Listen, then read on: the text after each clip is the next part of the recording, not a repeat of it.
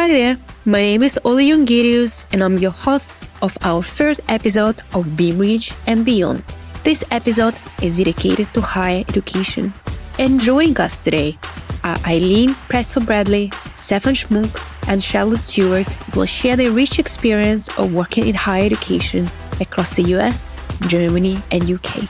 In this episode, we discuss how expectations from students to have diverse representation in classroom adds pressure on universities to embrace DEI, how political environment affects funding in universities and impacts curriculum, the danger of policing diversity inclusion language, the consequences of the cancel culture, the insights of disability inclusion education, and best inclusive practices that help us bring out the best in our students. Let's dive into this conversation.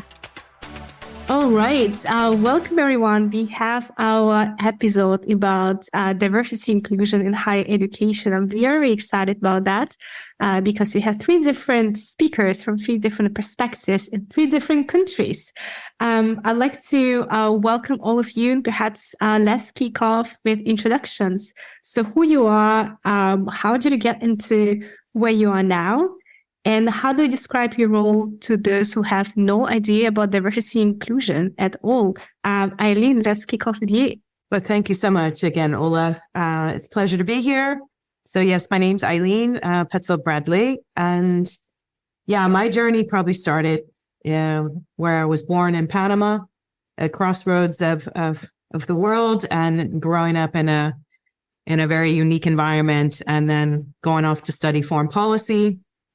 And then going to Berlin and married an East German. So I've been doing cross-cultural diplomacy, conflict resolution for a very long time. And I think that was how I really got into DEI, is through cross-cultural training, looking at the way we communicate across different cultures, interpersonal challenges, teaching soft skills training, communications training. So it is all kind of come together under this DEI umbrella of within organizations. So yeah, and that's led me to the pursuit of a PhD in conflict resolution, particularly organizational conflicts.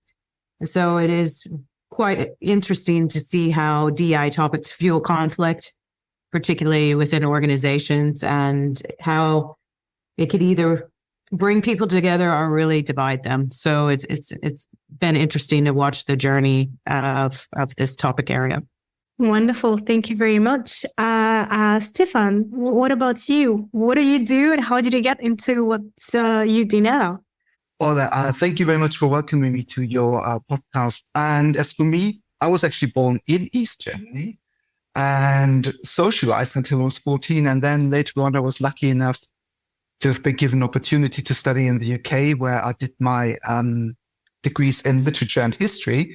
So it all started literally with Shakespeare and a cultural encounters between the East and the West. So from an early start on, it was one of the things that I was always fascinated. What is it that drives people? How do they get on? How do they negotiate? And that's also where I did my PhD on Islamic perceptions of European perceptions of Islam in the early modern period. And, it's been quite a journey through Orientalism and all the way back into a business school where I am currently as a teacher, where I teach economic history and diversity. And I'm lucky enough to work in a place where we have high diversity of people coming from across the globe. And I'm always fascinated how this diversity really has helped to enrich me and kind of keeps teaching me new things.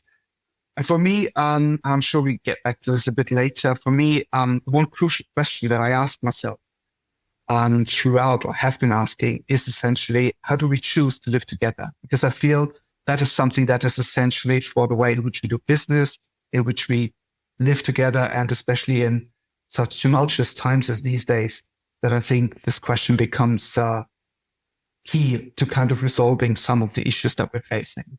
So yeah, what am I doing in the school? I'm responsible for a couple of things. I'm teaching leadership as well, especially in the context of the LGBT community. But I'm also hoping to kind of enable every student and every other professional that I'm encountering to find a good way of kind of bringing out the best in their personality and in their person, how they can transport that through their professional life. So yes, thank you. Wonderful, wonderful. Thank you very much. And Charlotte, what about you? Firstly, thank you, Ola, for inviting me. I'm really excited to be here and to sort of look at the different cultural aspects of this conversation as well. So I'm the head of disability and inclusion at Buckinghamshire University, which is a small university in England. I had a bit of an interesting journey into diversity and inclusion. It's certainly not how my journey started, but I think it evidences quite nicely how diversity and inclusion is actually threaded through life generally and through all organisations, all careers and sort of industries. So my studies initially were in psychology. I went on to become a prison lawyer, and there's quite a lot of inequalities and discrimination in the criminal justice system in the UK. So I started doing quite a lot of pro bono work to pick up sort of disability discrimination, and it sort of was embedded in my work around challenging the way sort of race might be perceived in relation to security allegations. So it sort of became a real passion of mine accidentally through my sort of early career. I then entered higher education as an academic. So I was lecturing in the human and social sciences, and one of the areas I focused on was diversity and inclusion, sort of gender, sexuality, race and ethnicity and identity. So it was sort of, again, embedded in that career path, and I became much more passionate about inclusive teaching generally.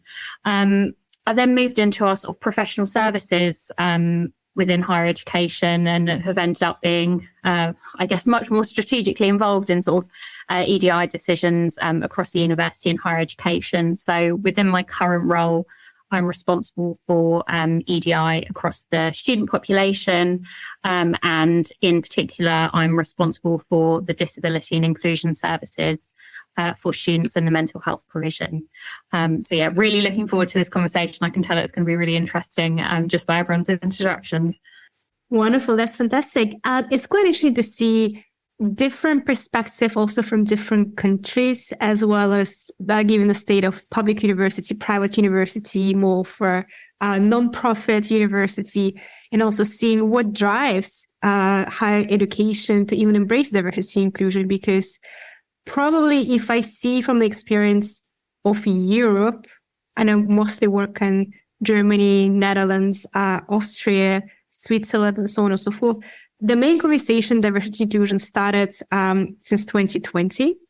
Officially, let's put it this way, it was driven by Black Lives Matter movement in Europe. So there is a lot of association still. Okay, diversity inclusion it has to do something with race. But how do you define, you've been in the field for quite some time, what has changed since for the past 5-10 years in the field?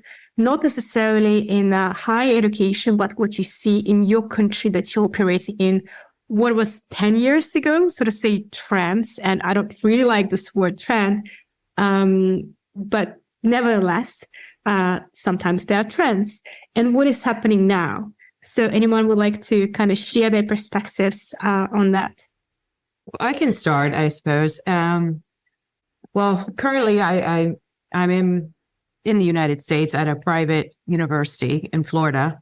There currently, I think across the US, is a high resistance to this type of change. So I think, again, like you said, kind of with the feminist movement of women, the LGBTQ movement, there was a lot of progress made for legislation, for passing policies, within higher ed, also in corporate sector.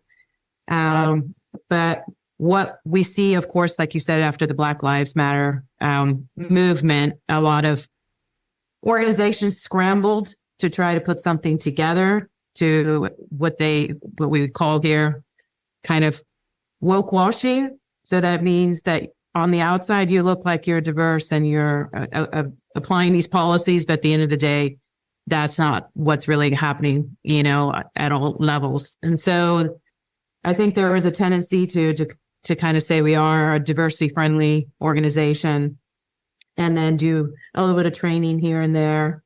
But there was no actual measurement stats to really, to show that, these policies are making that type of monumental change.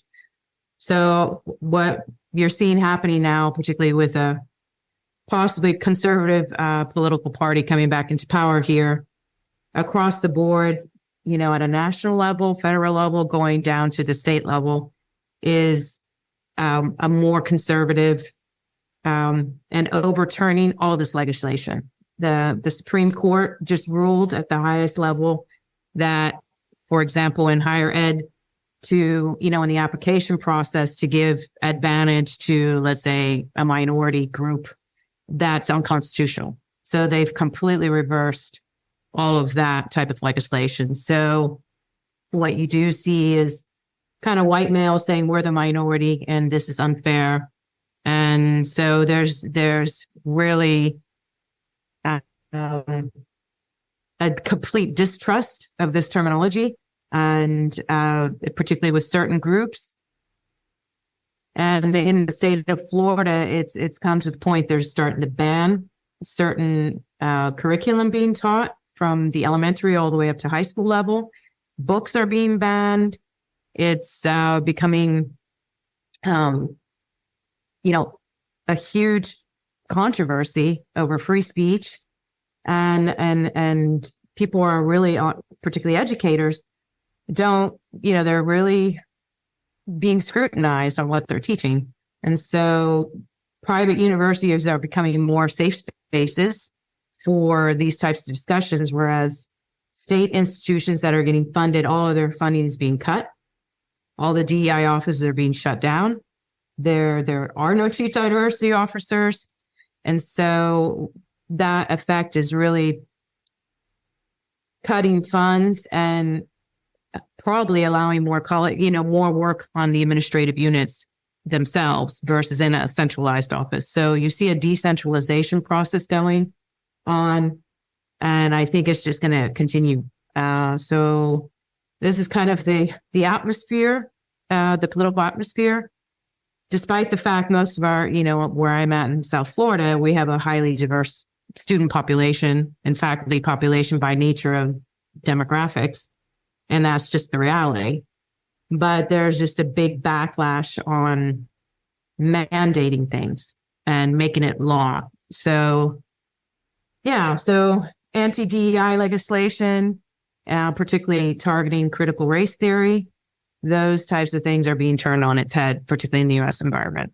That's very, very sad to hear. And especially when seeing the rise pro-DI and suddenly it's looking into the corporate world, seeing how many heads of DI had lost their jobs all over U.S. and the world also, yeah. So from your perspective, I have it's a lot to unpack. It's super interesting. So first of all, is it happening across the U.S., so particular states that are more conservative? Secondly, is it driven by fear? And what kind of opportunities do you see for private universities? So would it mean that more diverse populations are going to attend private universities because that's a safe space for them, while public universities are going to miss out on talents, on young talents? Of course, that's the, I think the fear, particularly for administrators of higher ed, is if they push this, then of course their funds get cut. And a lot of these public state universities rely on those types of funds. And so, and if they breach that, then there's major lawsuits involved. So that financially and for a reputation of a university is problematic.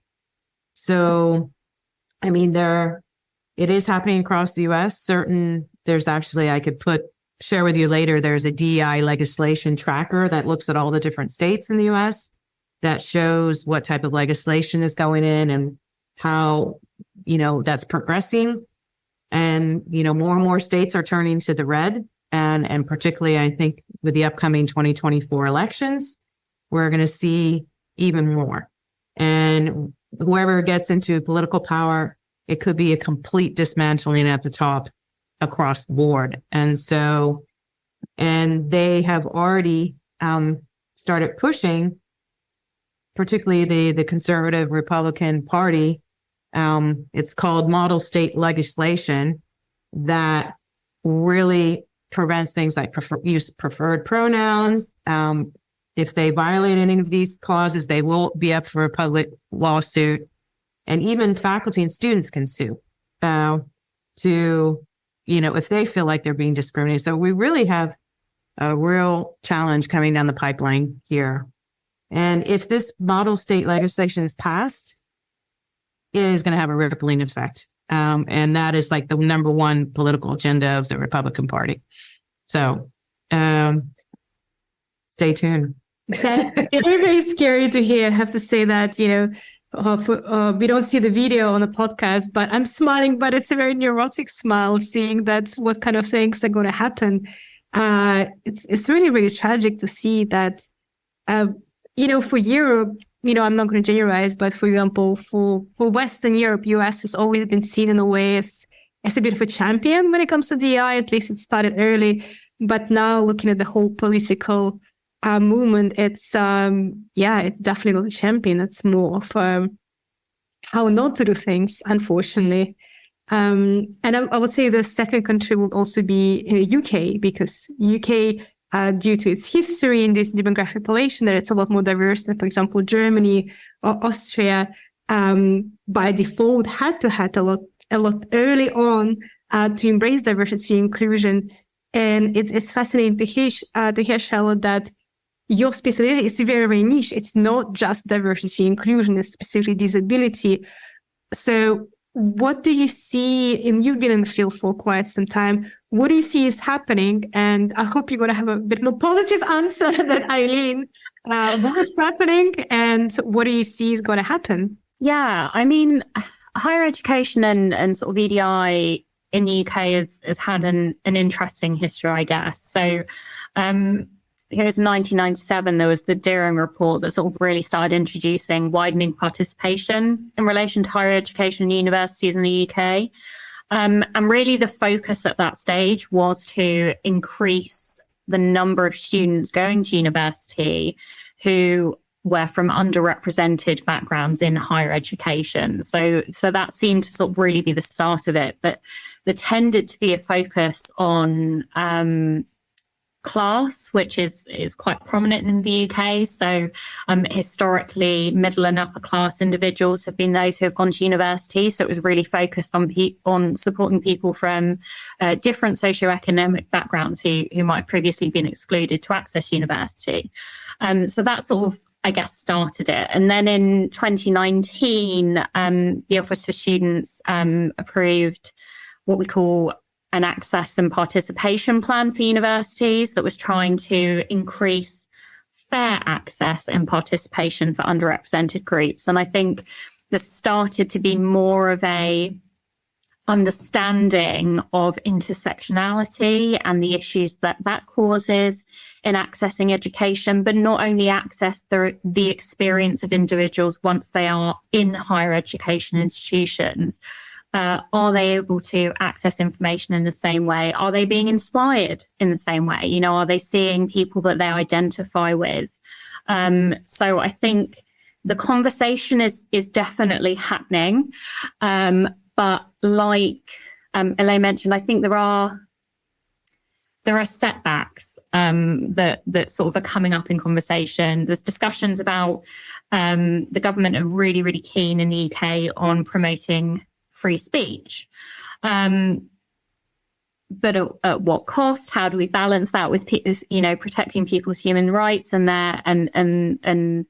their ability to express their identity without fear, creating safe spaces? And I think it's a difficult thing to balance. I think the conversation is there. I think there is a willingness there. I worry that in the UK, we are not good enough at analysing the impact. So yes, it's great that you have these EDI schemes. It's great that, we're talking about it, that people are doing additional training. but actually, is that making a difference to the individuals on the ground? Is your experience as a Black woman in higher education actually different to what it was 10 years ago? Are your outcomes different? Are your graduate employability outcomes different? So I think that's the stage that we're really at now at higher education in the UK, is really analysing that impact and scrutinising whether what we're doing, is it working? And actually, if it isn't working, why is that? And do we need to rethink our approach?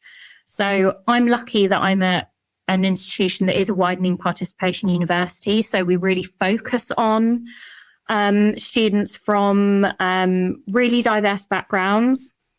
And that's why historically there's been a bit of a focus in my role on disability, because there's a really low rate of students historically with disability going to university. That has increased. But then when they started going to university, they were less likely to attain good grades. So that's sort of why there's been a focus in my area. And actually our university, I think we're one of the only ones in the country where disabled students are more likely to get a better grade than their non-disabled counterparts. So it's now for us about looking at those different groups, looking at the intersectional identities, how they impact someone's experience, and really looking at the impact aspect of it. I think there is a concern that EDI in the UK can be performative. So we might be saying the right things, we might be ticking the box, but actually, are we making a difference? And are we putting our actions and our money and our reputations where our mouths are? Show me a place in the world where DI is not performative. True. So if you're saying that in the UK, let me show you. I mean, especially coming from a corporate world, I see a lot of very interesting, as it was before, greenwashing, pinkwashing, lip sync, right? It's all about.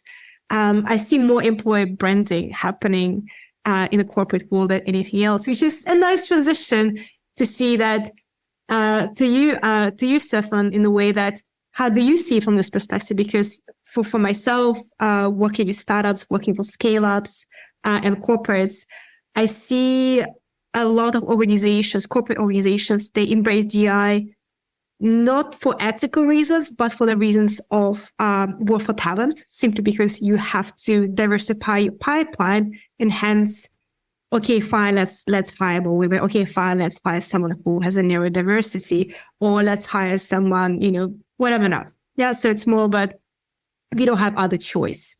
Yeah, especially looking into Germany. Germany needs 1.5 million migrants per year in order to sustain its economy. It's a huge, huge problem.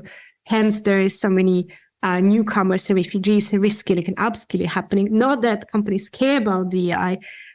So for you, Stephan, is it more also a push from organizations seeing, okay, we need to have a diverse population of students because you want to have diverse perspective so you can innovate and have creativity, as well as because we just want to have talent regardless of where they're coming from? I think it's a bit of both, because I have some very good experience with some big companies, big banks, bizarrely enough, that have actually made the effort and to reach out to us within a specific program in order to kind of foster collaboration, in order to foster D&I within their companies, but also to make an effort. And it is because we talked about politics a lot, whether it's in the US, but also in the UK.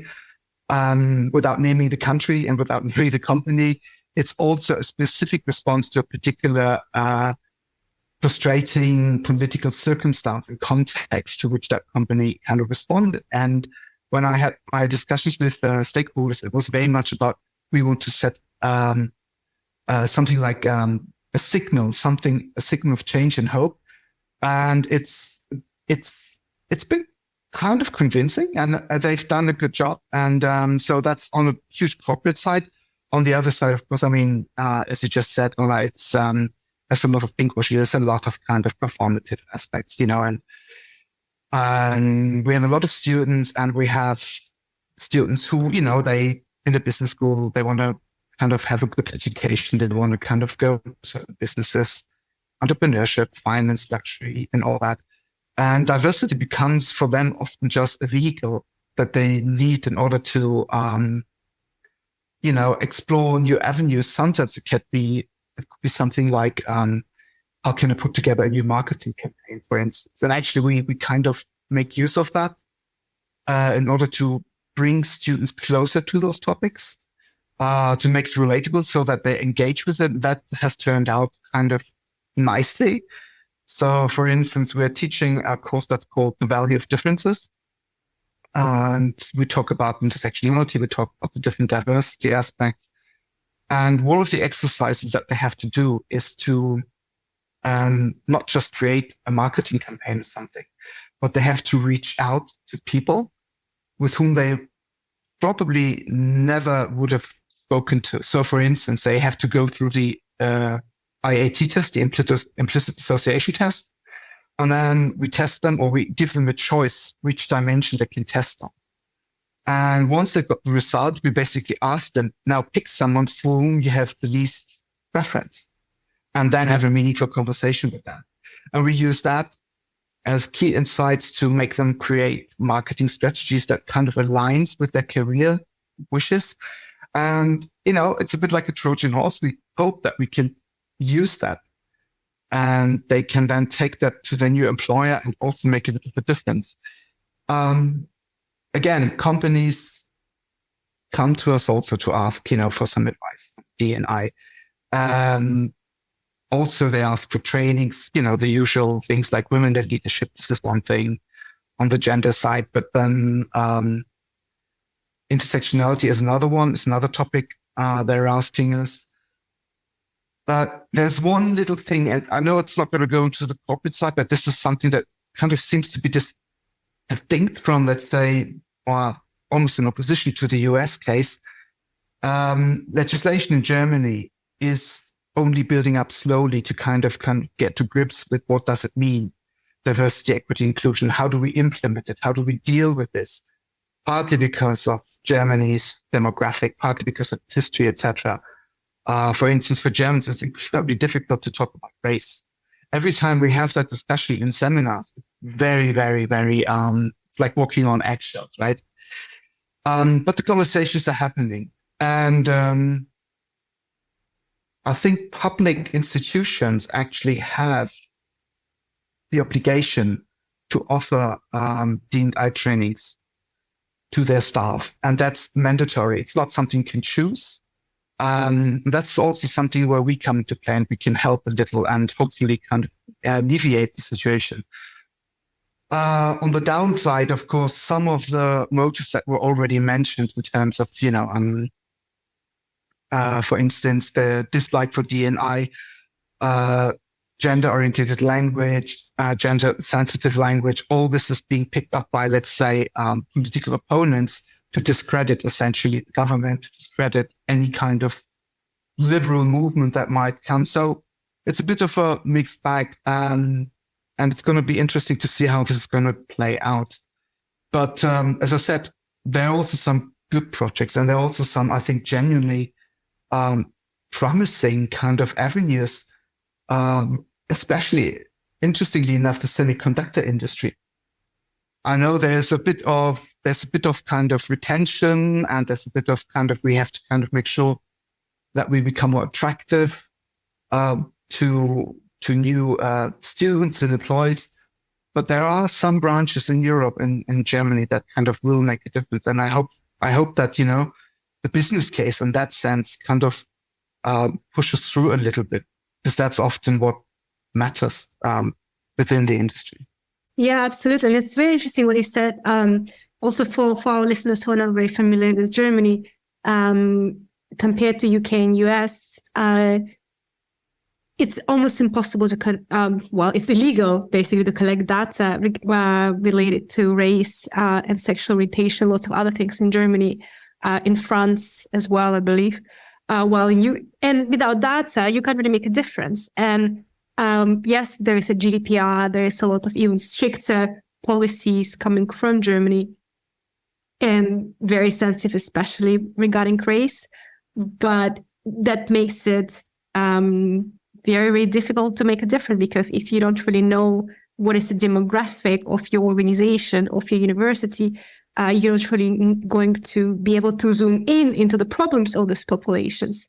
So it's extremely, extremely difficult. And I'm also very curious to hear regarding what you said about university and students there. So it's coming from business, so organizations are interested in that.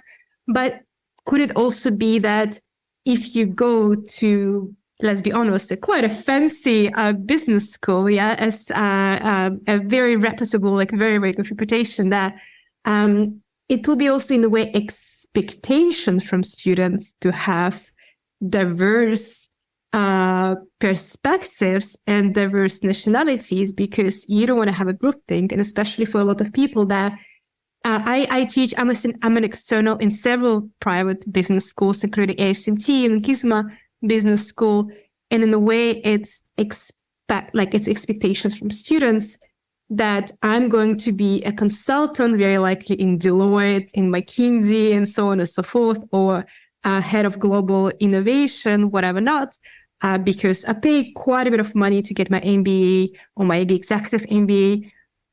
So in a way, I expect to have not only international perspective, but there'll be a lot of people coming from very different backgrounds when it comes to different industries and different educational backgrounds. So is it in a way also expectation from students that if you are extremely homogeneous, you're simply not going to be able to attract your students? So it's a question to all of you. I see lots of nods. So. Yes, I would say. I think also the generation of individuals coming into higher education now, because of social media, because of the internet, they have such a richer amount of information about diversity and inclusion, expectations around that. And they are much more educated on the value of it in society than previous generations. So it is absolutely something they expect to see in higher education.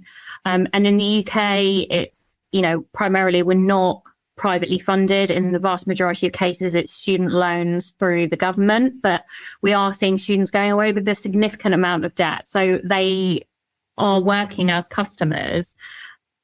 And I think it is increasingly becoming more and more important that they see not only diversity in their peers and their staff members and the academics, but also a diversity in perspectives in their academic content. And they understand the importance of that in a way that I think previous generations have not. Will you say then it's more challenging perhaps with faculty to talk about diversity than actual to students? Yes. I don't know whether that's the experience of everyone else, but I would say absolutely, because I think also there's a real push to encourage academics to explore maybe areas of their own academia and subject specialism that they've not explored before, because this conversation just wasn't happening in the same way in academia years and years ago. So I think there is some nervousness around talking about EDI related issues. And I find that staff have absolutely the best of intentions, but they don't necessarily, or they haven't necessarily had the skills to have that conversation or to know how to do that work themselves. And that's where that EDI support and those EDI roles are so important to help give people the skills to be able to go and do that work themselves and apply it to their area and their role. And I think that's important in any organisation, but particularly when you are educating the next generation. And this is something that's so important. Yeah, absolutely. And any change is scary, but anything related to DI is even scarier because it involves a lot of emotion, lots of shame, lots of power play. So people are afraid to lose it, especially, faculty and academia. It's also quite a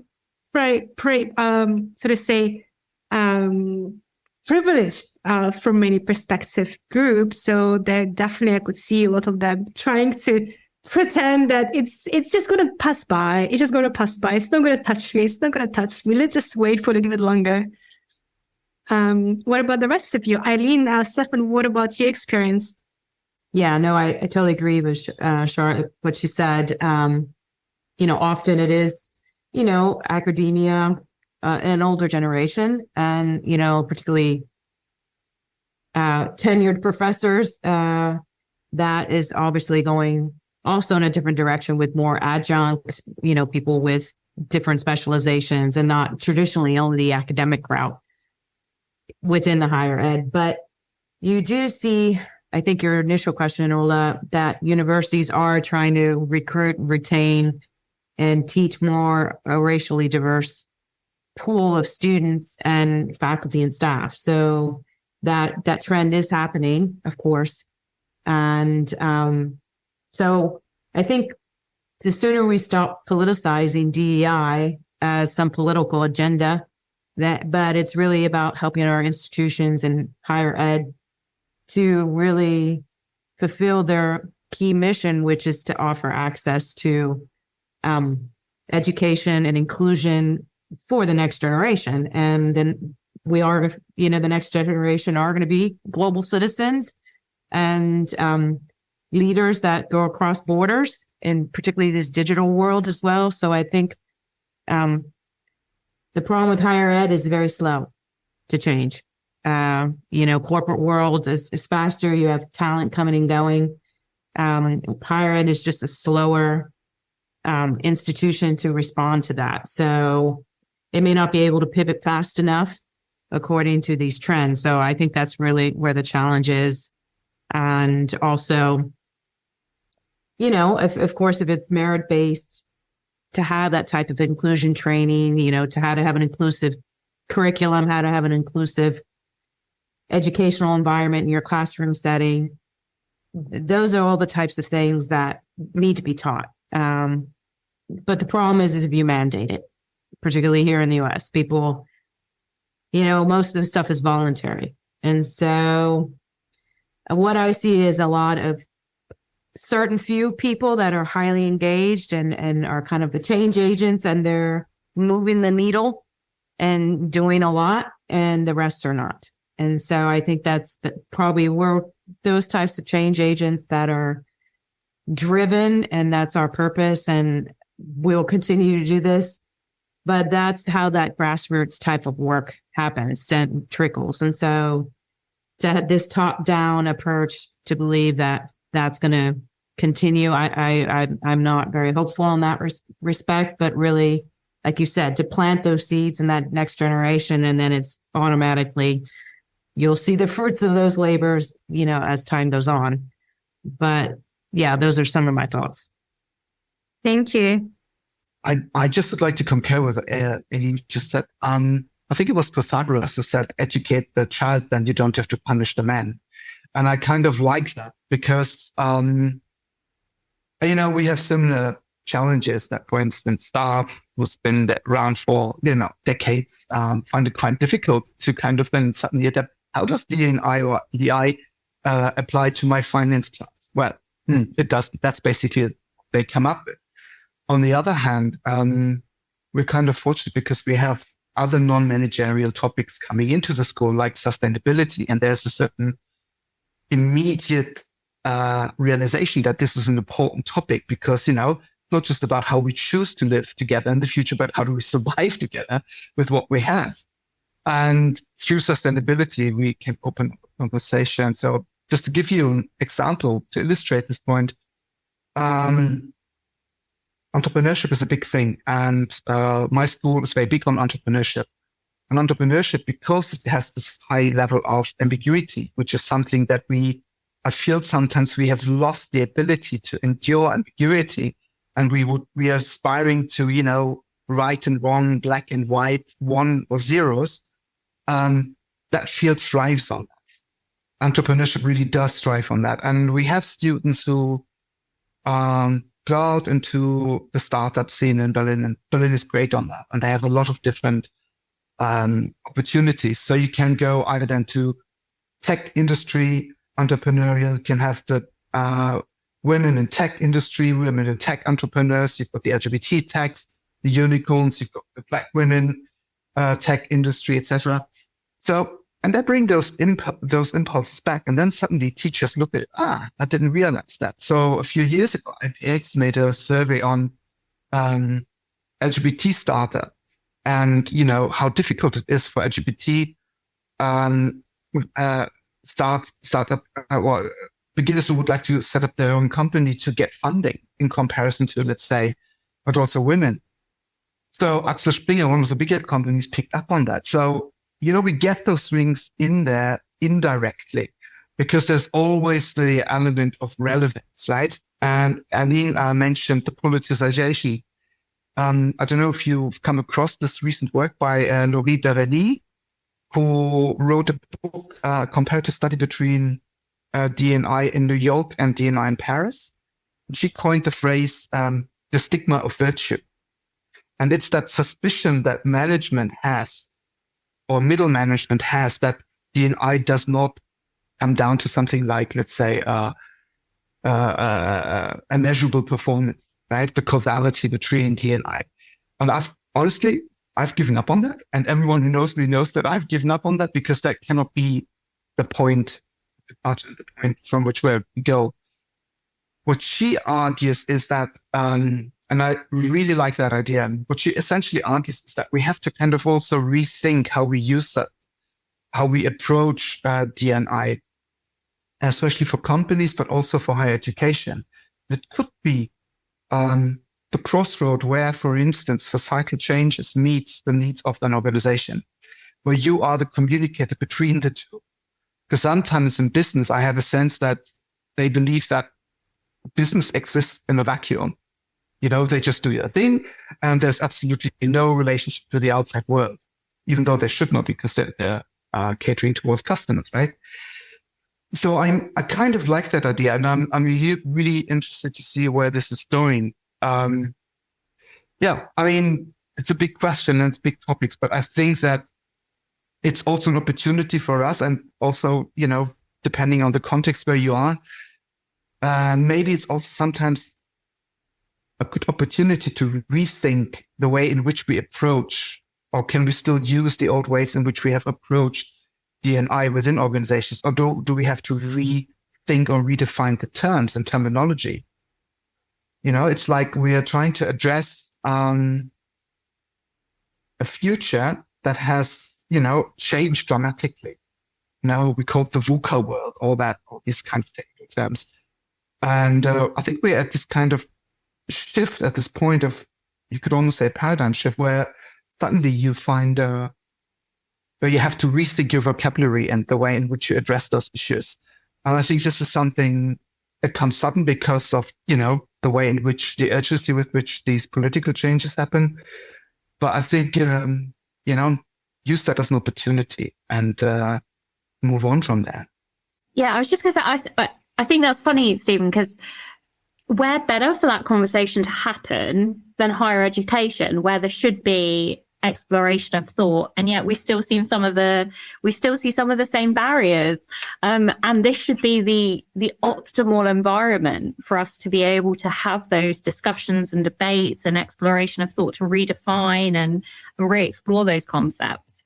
So it was an observation I had when you were speaking. I love that, because I know in the conflict resolution field, we always think as attack or conflict as something negative, or we're in crisis modus, but it's also an opportunity for change. So I always, when you have this complete backlash, it's really an opportunity to, like you said, sow the seed in a different way, and an opportunity for making a positive change. And so I think if we reframe the way that we look at these challenges as really, this is great, we're having such debate, because it's finally rising to the surface, and boiling over. And that's what's happening in the US, particularly race. It's finally boiling over. Putting a Band-Aid just doesn't work. And so with that comes a lot of upheaval. And of course, people are resistant to that and, fearful of that. So it's really how we facilitate those dialogues, awareness, and I think that's what's key. It's like with a peace movement that comes with this change, rather than violent. And I think that's where the fear is, that people are going to we're in a breakdown in society or in organizations because of this. So I see it as an opportunity, but of course you're right. It's time to have that hardcore dialogue. Is there a need for change in terminology, the language we're using? How are we framing this and the overall societal change that we're going through? Just one last comment to this one, because I'm trying to practice this in the leadership seminar. I'm changing the terminology because I figured out that when I talk to people and you talk about EDI and, people say, yeah, equality, equity, all those words. And, we're already there. Then you get those sometimes slightly odd references to, but, the LGBT community already has their specific jobs that they get, et cetera, they get preference, et cetera, when, equity goes wrong, whatever. But one of the things I do after every seminar, after every leadership seminar, I completely change the curriculum. And I'm using words that are more, let's say, relatable in a way. So for instance, instead of leadership, I use navigate because it's a wonderful verb in English that kind of suggests both you're in power, you're on action, you take people with you. And that's something that people find, in my opinion, or has been my experience, where they find less, not threatening is too much, but it's easier to accommodate. So you pick up on the language people speak, and then you can kind of bring it in. I mentioned the Trojan horse earlier, but, if it's for the better. In any case, I think what we all, now finish on this one, what we all observed in a way is that D&I has become this kind of element that seems to respond, is a useful way of indicating how societal changes are happening.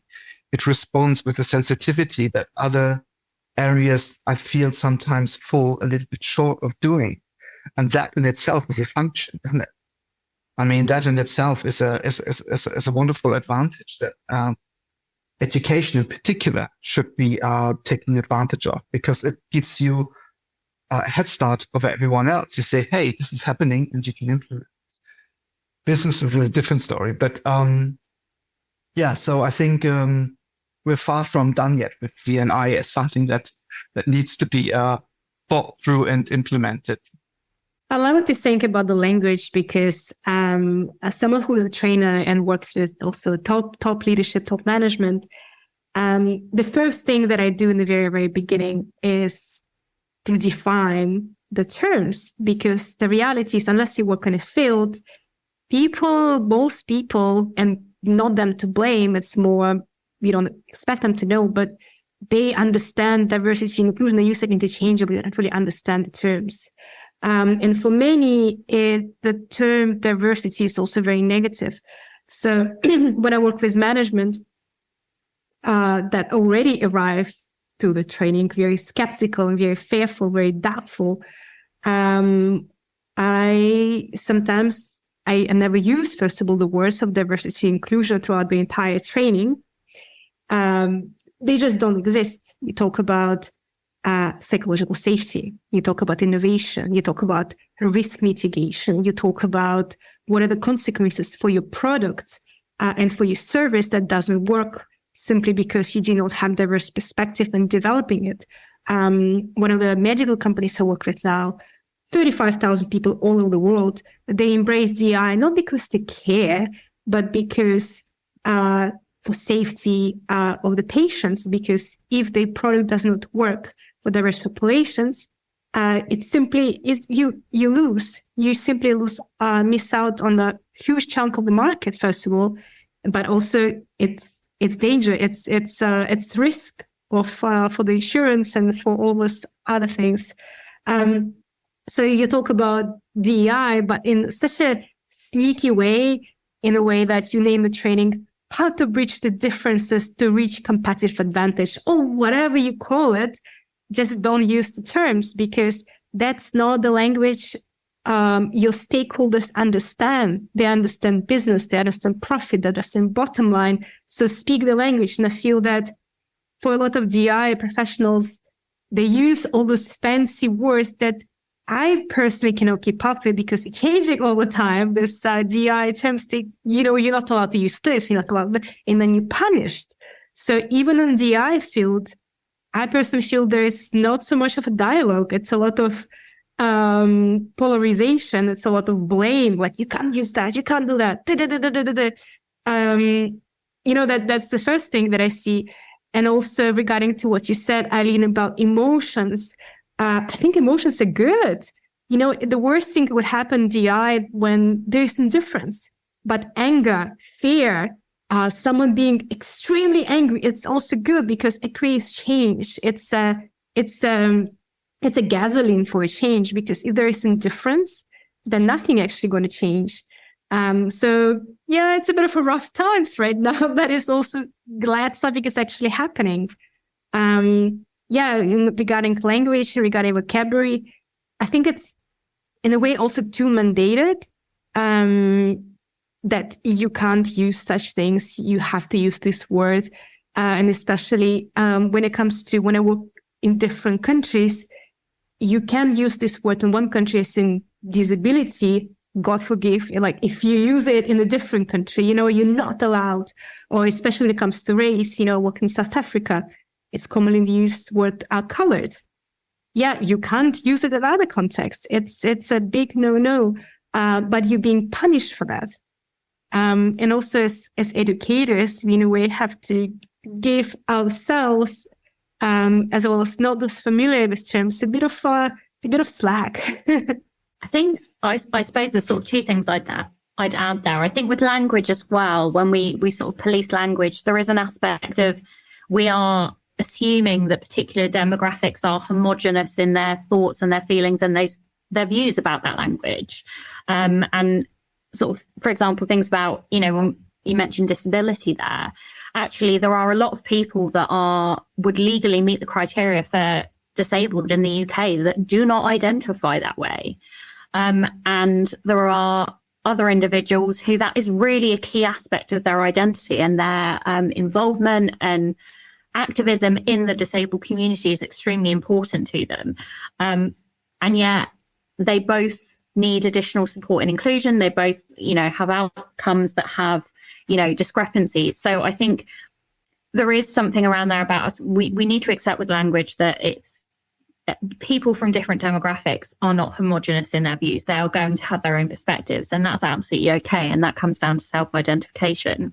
And then I guess the second point, which actually I'd be interested to hear Eileen's perspective on, is it seems certainly in the UK, there's almost a cultural inability to come together and debate and discuss and disagree. It feels extremely polarized. And I think that inability to have the conversation, to discuss, to ask, to disagree, almost hinders progression in EDI. It sort of that tends to be where we hit a wall. And I feel like, particularly in the UK at the moment, that's something we're experiencing. So given Eileen's expertise in conflict resolution, it would be interesting to sort of hear your views on that, really. Yeah, I think that, of course, we see that in the US. If you were to survey, the student population, particularly the undergrads, the younger generation, they do feel uncomfortable having political conversations within a classroom setting. And that's where you need to have these dialogues. And I think that then the faculty they don't have the skills on how to facilitate difficult conversations and to provide that atmosphere that it's not an attack on the person, but an attack on the problem. So I think in negotiation, that's a classic, there's the getting to yes. William Ury, they wrote, never attack the person, but attack the problem. And so in our language, we have to learn how to create that environment. Like, okay, we're going to have a difficult discussion. And these are going to be the rules of engagement, how we're going to try to frame it.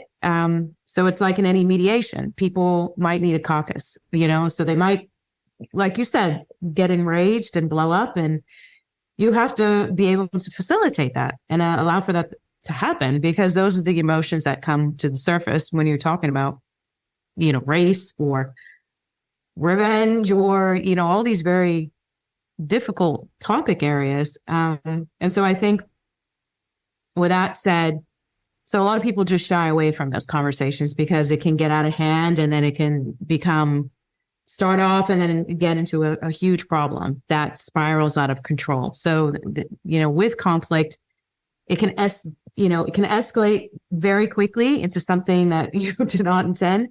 So to learn how to de-escalate conflicts is critical. And no, most people are not trained in this, in the medical profession, in the teaching profession. We have students coming in threatening teachers and so, that power, that collaborative power. And I think people still have this, I have power overview in their head, right? We're not here to have distributed power amongst us all equally.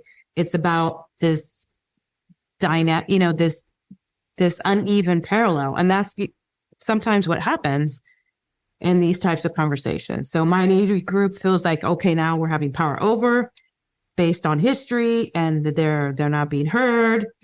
So oftentimes in conflict, when you bring people, it's the frustration, they're not being heard, and they're being, their voice is being suppressed. So if you allow for that, and if you allow, oftentimes these people, though, they just want an apology, or they don't want anything else. They just want to be recognized that for once, just please admit to a fault. But in many cultures, admitting fault shows weakness. So I think that's a real cultural problem that we have. And most people are conflict avoiders. So, who likes to jump into a fighting ring with a bully and take them on? If it's your supervisor, if it's, so I think if we can really install those skills of how to have more inclusive communication, how to have a place to go and talk to mentors, to have outlets. So I love, I've been studying ombuds, the ombud service, so that an organization in higher ed, that you have a neutral office where people can really go and have these conversations without losing their job, without getting a lawyer involved. So really having conflict resolution officers within each organization, not to mandate and they see when you have those types of services available, it helps with turnover, decrease that. It helps resolve peacefully conflicts.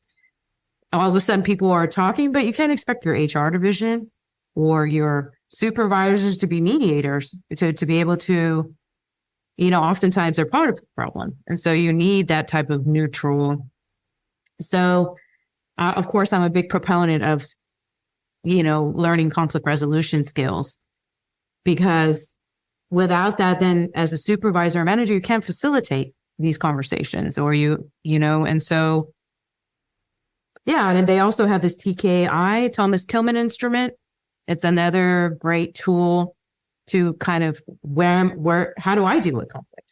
So you need to take an own inventory of yourself. Am I a person that gives in? Am I compromise? Do I let the bully go ahead and dominate everybody? And oftentimes when we see that, it's a bit scary, because that's our personality too. So when we get caught, and I'm studying this, I have conflicts, believe me, on different scales and are personal, that are so difficult to resolve, because I have my patterns. I have the way I've done things, and to unravel that by yourself is often very challenging. So you need help. You need, so I encourage to really bring in those resources. So maybe we need to work on that as well, rather than DEI officers, then really bridge people that help facilitate. I think we just need more of those facilitative skills. I think that's where we're going, rather than, otherwise we're going to land in the courts. You are a lawyer, Charlotte. I think in the US, people want to be right and they want to win, and we will do it anything at all costs to win. And so that's the nature of the US mentality. So if you're brought up to be, I'm going to throw sand in your face, you throw it to me in the sandbox when we're playing as kids, then it's already programmed in us. And so, yeah, we might have a lot to learn from Asian cultures in the West. Thank you very much, Eileen. What I also see a lot coming from US, it's a lot of insurance companies are starting to offer DI insurance due to the million dollars court cases that are happening for harassment or discrimination or whatnot. So insurance is also offering this, which is quite interesting to see that, there's a business opportunity, so to say, as well. Another thing that I see, well, it's an unfortunate trend, is kind of like the other extreme. It's a cancel culture, because we see a lot of cancel culture. If you don't say this, if you misstep somewhere, or you said something, appropriate, even if you apologize, if you're a public figure, you're canceled straight away. The latest thing that, the latest movie that I've seen, it's Tar. So maybe some of you seen, it's by the conductor, fantastic movie. It's my favorite, Kate Blanchett. I highly recommend watching that. It's a lot about cancel culture. And the other thing we've seen, it's yesterday or today, Web Summit started in Lisbon. And what we observe also, maybe for those who might be familiar, so the CEO of Web Summit made some comments regarding Israel. And we are in 2023 in November, so the conflict is already 3 weeks. The war's already 3 weeks. So he made some comments. In a way, some people would see it as neutral. Israeli sponsors and companies do not see it neutral at all. So the company had withdrawn themselves from the conference, and then he was basically fired on spot, simply being a public figure. And he had to kind of step down and say, it was my comments. It's not nothing to do with Web Summit. So a lot of things are happening in a way, companies are jumping on that as well. And Stephan, I see that you're eager also to say something. But I probably would like to kind of zoom in a little bit into back to higher education and perhaps share what are your current biggest projects that you're working on? What are your current priorities to give? We talk about, a more general perspective about DEI and higher education. What do you do? What is on your plate right now? And what would you actually like to do that hopefully matches your priorities that you believe that actually make an impact? Challenges we have enough, but currently I think that it's kind of two things. One of them is to kind of develop pan-European structure for the way in which we undertake D&I in the school, because we've got campuses in London, in Paris, in Madrid, in Torino, and in Berlin, and that in itself is a challenge, not just logistically but also culturally. So, just to briefly illustrate, the campus in Paris is massive. It's much bigger than the one in Berlin. And the kind of composition of studentship is also slightly different. Doesn't matter, it has something to do with the study programs. But the way in which, for instance, in France, diversity is perceived as something that you do is very different from the way in which we do it, in which we consider the role in Germany. And to find shared common ground, to kind of come up with a code of conduct, to a set of values to which we all subscribe, that is, for instance, one of the biggest challenges. Because, as I said earlier, something that we want to do is we want our students to kind of not just learn about those things when they get into companies or when they, get sued or have an insurance issue, but basically from the get-go, so that they're basically taking that with them. And we also believe that this is part of the way in which the school subscribe to this European slogan. I don't know if you know this, but the European slogan is unity and diversity. And that is something that I'm trying to kind of bring through. In terms of practice, really, we're not forcing students to take a D&I class like the one I offer, but increasingly, since last year, we started this last year, the numbers have gone up. So it makes work around. And I think it offers both a way in which you get legitimacy for what you do, and also you get the people who are really passionate about it. It sounds probably awful when I say this, but I think the outcome is much more valuable if you get those on board who really want to kind of push the boundaries and want to bring this into a job. And I was really surprised to see, from, what areas and from what expertises and from what areas of interest these students come from. You've got people in there who want to be asset managers, but you also have people who would like to become HR managers.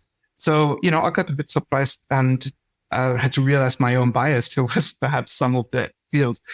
So that would be my best practice example, to make it available to those who want. I mean, mandatory, of course, there has to be some part, especially within the organizational structure. But as for the students, and I think this is the biggest asset that we have, because they are the ones who then will shape a future that, they will want to pursue. Making this offer available to them and then giving them opportunity, I think that's a good practice. And that also works across Europe and at least across our 5 campuses. Can you imagine having a DI as part of onboarding for staff members as well? We do that. That's one of the things that I'm working on at the moment, because, as I said, we've only just started to kind of focus on this a bit more. Even though we're a quite big institution, there is always, battle for resources, but this is something that we also work on, and it's going to be part of our value onboarding, and it's something that has also been done within each team. So, it's one thing if I do it, but it's different if the whole team celebrates that and kind of undertakes that and lives that on a daily basis. That's something that we do. Yeah, definitely. I mean, it's interesting that you both have to think of students as well as like internal organizational. Yeah, so kind of balance those two things at the same time. Charlotte, what about you? What are the current biggest projects as well as perhaps priorities and your pet projects, so to say, that you see that will bring the most impact as well? So the university has been sort of through a process of reimagining and relaunching its curriculum, and one of the sort of main pillars to that has been EDI and inclusivity, looking at decolonising the curriculum and really sort of embedding inclusion by design. So we've been doing sort of a lot of work around that. We've just sort of made a mandatory training module for diversity in learning and teaching that all staff have to do now. And I think historically there's been the approach of, it's only academic staff that need to do it because they're doing the learning and teaching. But actually, all staff at university are there to facilitate learning and teaching. So rolling that out to the wider staffing body has been really important, and sort of going into individual schools and doing tailored EDI training for sort of their demographics has been quite important. So really embedding EDI into sort of the day-to-day has been sort of quite a big focus over the last 12 months, but that's going to continue through the sort of implementation of the new curriculum. And then I'd say sort of from a pet project perspective, I've been doing quite a lot of work on developing some safe spaces. So we held a safe space for individuals to talk about Islamophobia and anti-Semitism and the rise of the conflict in the Middle East last week.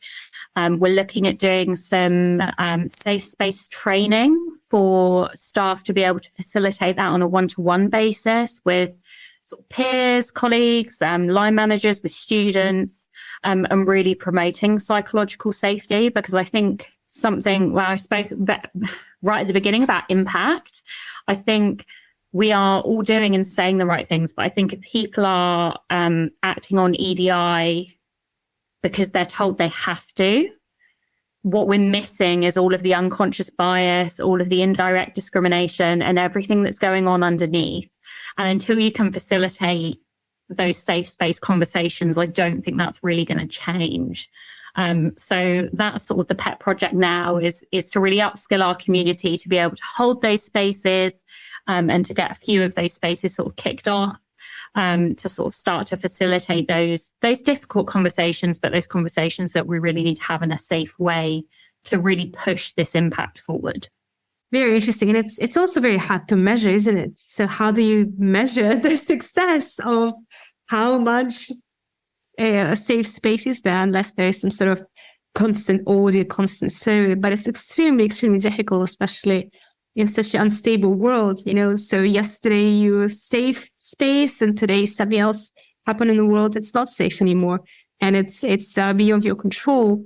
And for organizations, I think that for corporates, at least, it's kind of comparing, drawing the parallels, like what is metrics, what is success. It's the easiest one is definitely diversity part of that. If you can collect data, for sure. But then other things are very, very difficult to also put a number on it, isn't it?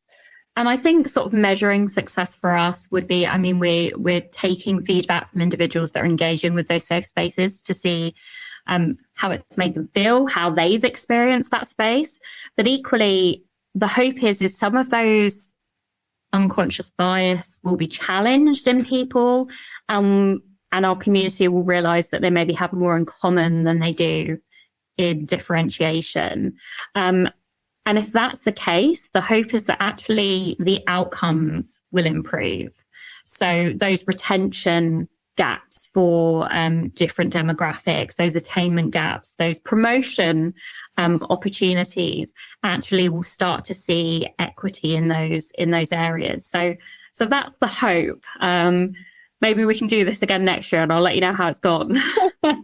Yeah, we are all dreamers. That's why we're in this field. We hope for the better, but it's all long term. Yeah, it's very, very difficult to measure. 6 months, 1 month, 2 years. Yeah, I think the beauty in our organization right now, it is decentralized. So we have almost 60 reps on this Betty Council, and they're like the DEI reps of each college and each unit. And so the council there is to try to advise, but big in our university is the accreditation requirements. So, for scholarships or, certain awards that colleges are getting in the health profession. So you're starting to see a lot rather than just basic accreditation. What else can we do to move the needle? So that's a positive development. They're also looking at when incoming freshmen that, in the curriculum, there's it's called University 1000, and that's like a standard course all freshmen have to take. So to put in kind of that DEI element within that training. So that's just part of their training. It would be good if it was mandatory, the DEI, when you're being onboarded as staff and faculty. That hasn't happened yet. So that's an area for, growth potential. And something we've kind of done in this council, this past year, we organized a diversity summit, so made up of students, faculty, and that went over really well. And I think people were really thriving and craving for that. So those facilitated discussions, and we had, transgender LGBTQ discussions to inclusive communication in the classroom setting. So it was a really great start for dialogue. And I think obviously at an educational institute, that's what you want, to facilitate these dialogues, create those spaces that we just talked about. I think we kind of came up with indirectly, we call it the Betty Books and More Club. And it's a way where we, choose a book. So we had Juneteenth, which is a big celebration in the US. And certain states of it's, a holiday, and some places it's not. At our university, it's not. So we had a special book discussion and created a channel where people can go and watch these videos. We're talking about maybe creating within our library like a human book idea where you can talk to a person who's like what Stephan was saying, someone who's completely not like me, that will have discussions. We just had a big event on our campus about lynching that went on in the US, and racism. I mean, it was huge and highly controversial.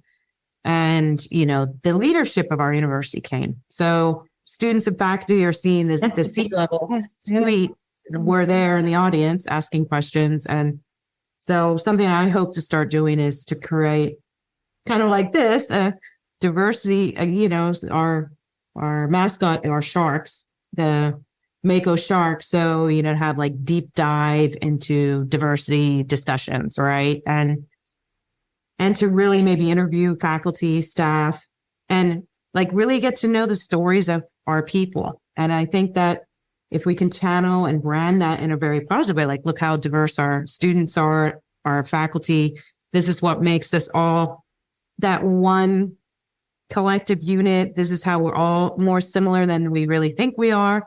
I think building those types of stories really have the power of storytelling. Powerful storytelling is so necessary, particularly in this environment, to counter that negative stigma or image. And so I think that's a great way to not only digitally build content, and people are finding, wow, these professors are super diverse and interesting, and nobody's really asked them. No one's talking to them about this. And so I think people just need that channel to really have that voice come out, and senior leadership as well. And so if your leadership is standing behind this, that's of course key.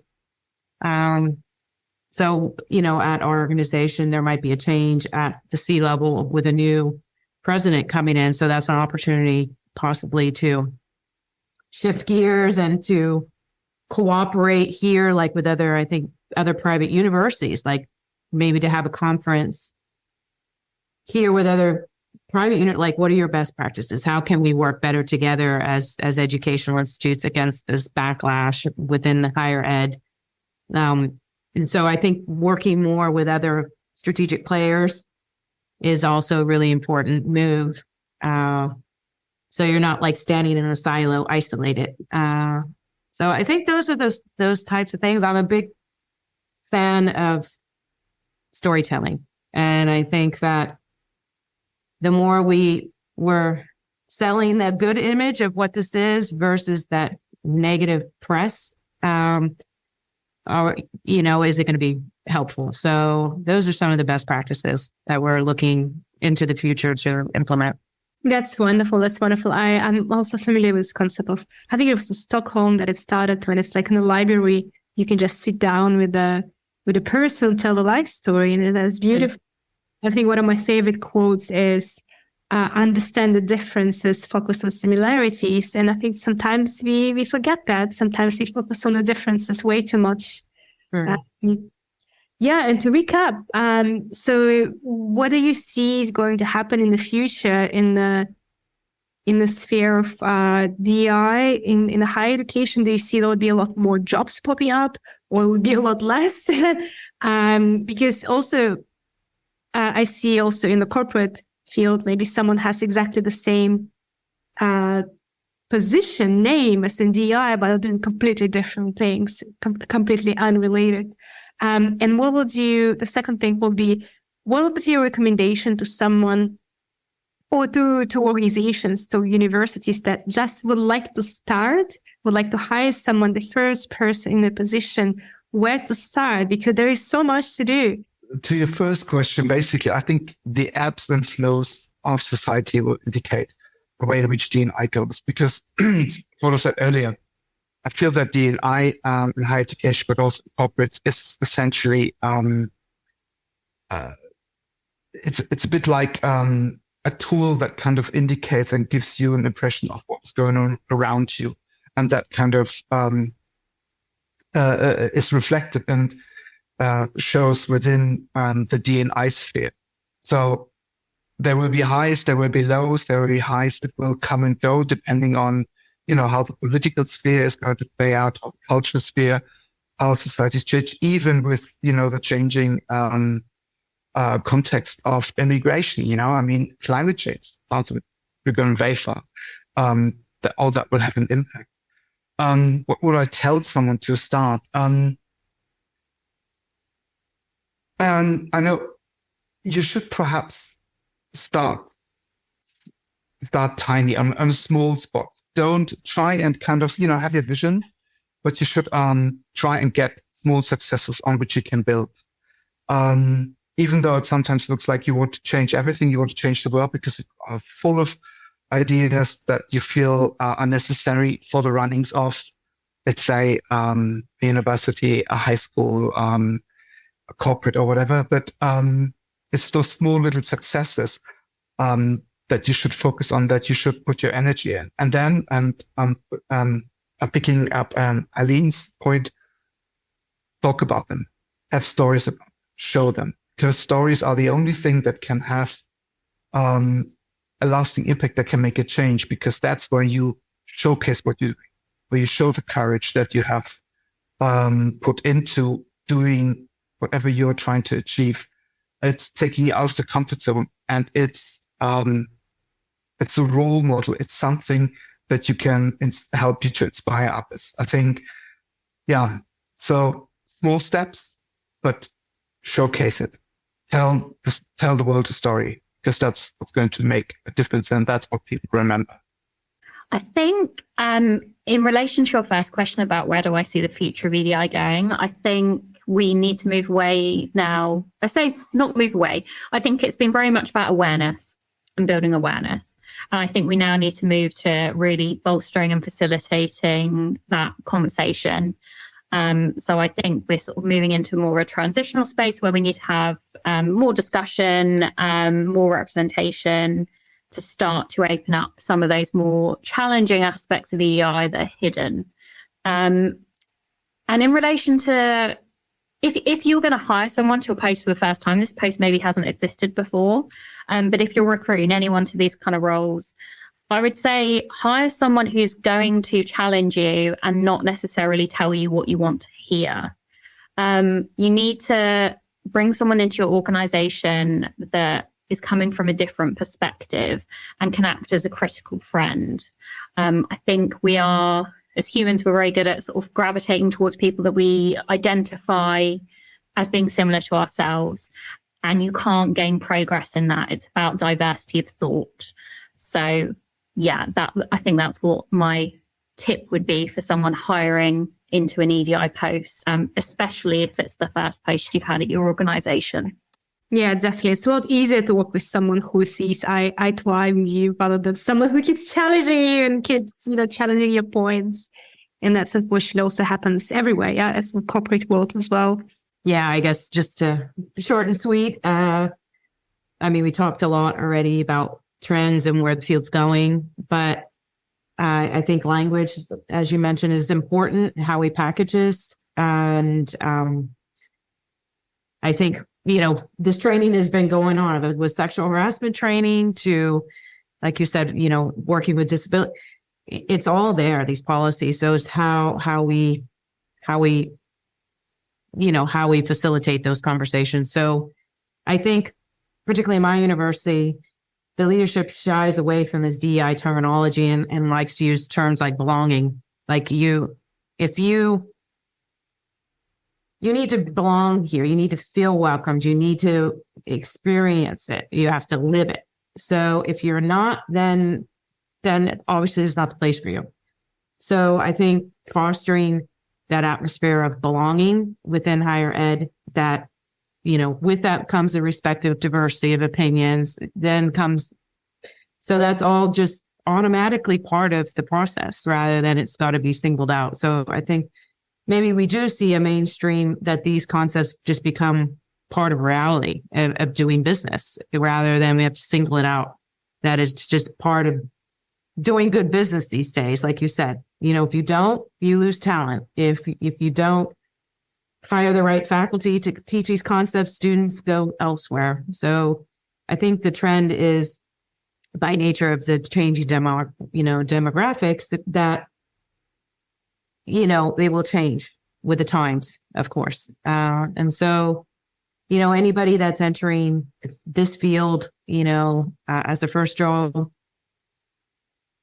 I agree with Stephan, small steps, have a true, North Star, things that are guiding you. So in the face of adversity, don't cancel or quit or give up. I think that cancel culture is really problematic, because then it's easy just not to resolve anything, and so the challenge is, it might be you have to go elsewhere because it's not the right environment, but have you really exhausted that resource? And so that's my fear, that people are just not going that extra edge to push, that it might then resolve itself. So my advice would be, push where you can in those frontiers, and your time will come, and maybe the next generation is very impatient with that type of timeline of the wanting instant success and gratification.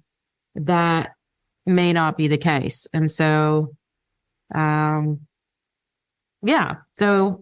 work hard, play hard, and, hopefully, you go in the direction you need to be going.